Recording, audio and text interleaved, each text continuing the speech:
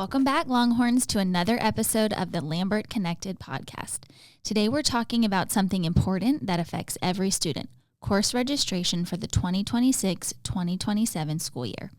Teachers have just finished submitting their recommendations and we're about to enter Phase 2, also known as the elective window. To help guide us through the process, we're joined by one of our Lambert counselors, Ms. Hafner, and our assistant principal over scheduling, Ms. Fowler. Thanks for being here. Happy to be here. Thanks so much for hosting, Ms. Barlow. Yes, we are really excited to talk about this. It's definitely an important time of year for our students. To start us off, now that Phase 1 is complete and teacher recommendations are in, what exactly is Phase 2? Phase 2 is the elective window. This is when students log in and select any elective courses they want for the next school year. Things like fine arts, CTAE pathways, world language, career exploration, and more. It's also the time when students can request changes to their teacher recommendations if they want to pursue a more rigorous course, or if they want to drop down a rigor level in a course and submit a waiver, which they can do all of this through the course change request form.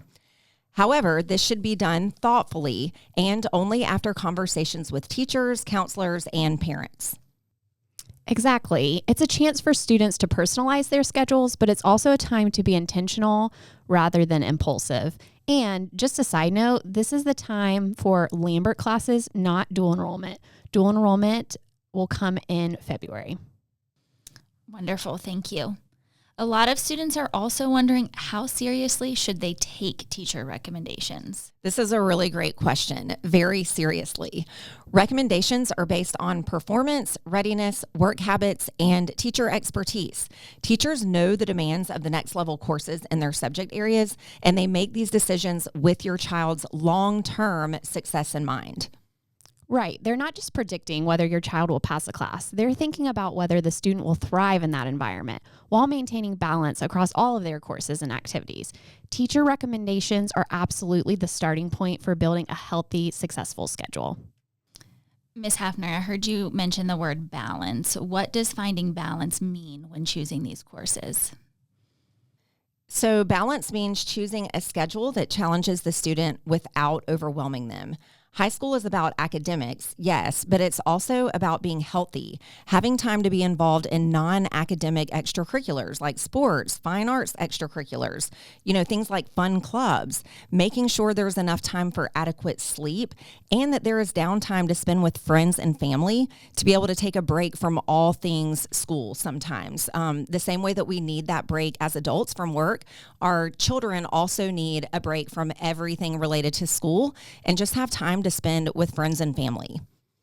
Absolutely. And we see students who load up on every tough class because they feel like they should, or they feel like they have to have that for their future goals, such as college applications. But really, if it's not right for them, it's not going to help their future goals. So it's really important to think about, what does rigor look like for me? What are my future goals, and what types of courses will help me achieve those? And what really is something that I don't need to explore because that doesn't really align with my pathway. A strong schedule is one that a teenager can manage sustainably over the year. And colleges are not just looking for rigor, they're also looking for a student who's healthy and thriving. So if that extra AP class is going to make you suffer and your child really struggle with sleep and connecting with others, then it's really not the right course for them. And it's not worth it to try to get that extra tiny little boost in GPA. It's actually going to hurt a lot more than it's going to help. Wonderful. Thank you. That helps us just look at multiple ways that we can lead well, live well, and love well here at Lambert. So what should a student think about before requesting to waive into more advanced or AP honors courses? This is a really great question and probably one that our community is really interested in. Before submitting a waiver in the course change request form, students should ask themselves. And again, when I say students should ask themselves, this really should be an open conversation between the student and parents, because please remember that your teenager is still a child, and while we want them to control their schedule, they still need input from adults to remind them about the balance that they need. So talk openly with your child about why do they want to take this course that they are trying to waive into? How much are they going to have to study and work, outside of their school day in order to be successful in this class? Does your child have the study habits in order to be successful? Sometimes as parents, we have the objective, eye to look at our kids. We really know them as parents and say, I know my kid loves to play video games and is super social, loves to hang out with their friends on the weekends.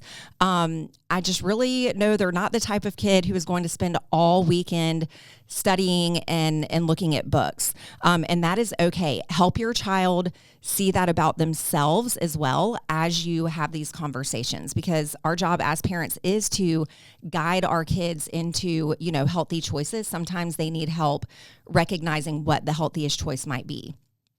So again, asking them, do you really have enough time in your week to manage the workload in a healthy way and with integrity?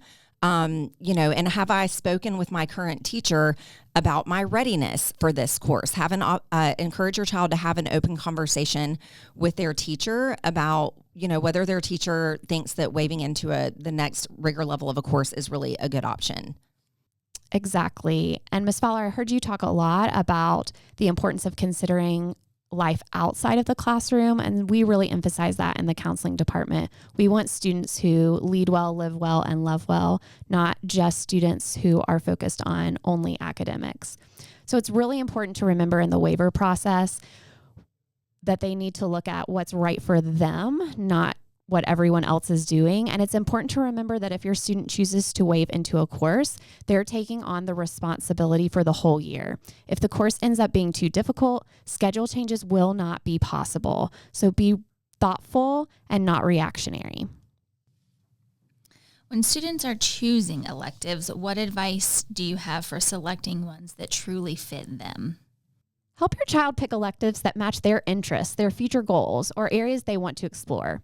High school is an opportunity to try things they may never get to try again, like engineering, business, art, healthcare, music, computer science, and so many more. Yes, those are all great points. We definitely want parents not to forget that electives are really the space in a student's day that can make your student's day more enjoyable and contribute to just really a healthy overall mental balance. Classes that students love often energize them, keep them motivated through the challenging academic periods, and they often become some of their favorite experiences and memories from high school, which is also really, really important. What if a student feels pressure to take certain classes, maybe from peers, family, or social media? This is extremely common in our community, and it's really important to pause and think about this. Course choices should reflect your child's abilities, interests, and goals, not someone else's expectations. And honestly, we as parents, I have a teenager myself, I often have to make myself pause and think about, is this something I want? Or is it something that my child really wants to do? I think that's sometimes hard for us as parents to take a step back and make sure that we are not choosing courses that we want to take or we enjoyed it, in high school.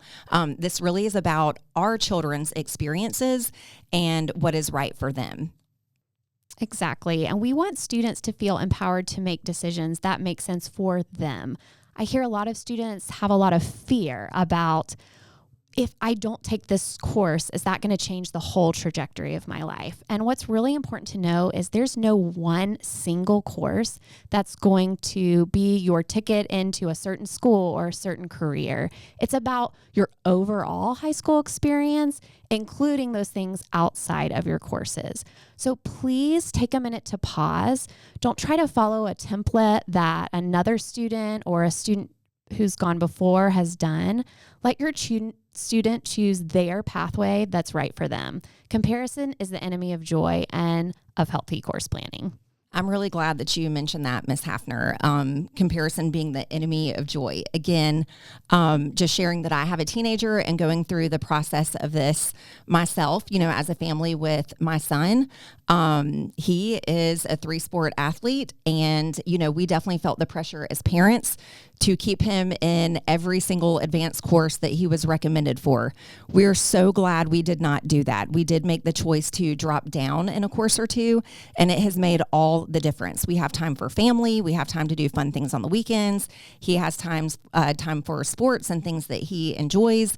So again, just keep in mind what's right for the student, not necessarily what we feel pressured, to do as a parent or what we see other families doing with their children.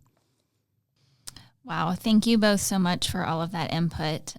So just wrapping up now, what should our families take away as their to-do lists during this phase of registration? Yes. So one thing to note is that we know there's a lot of worry and fear and anxiety, or if I'm going to do it right during this season. We have the amazing opportunity to have so many classes offered at Lambert.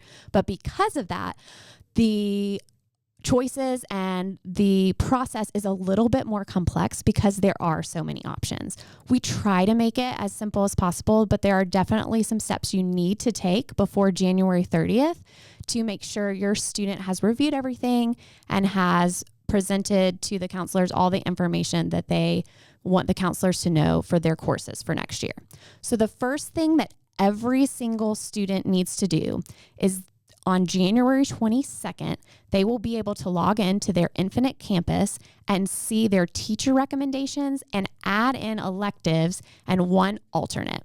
It's very important that students do this because for almost every student, they will not be fully requested with 7 courses in their Lambert schedule without logging in and adding those electives. So that is a mandatory step for all students.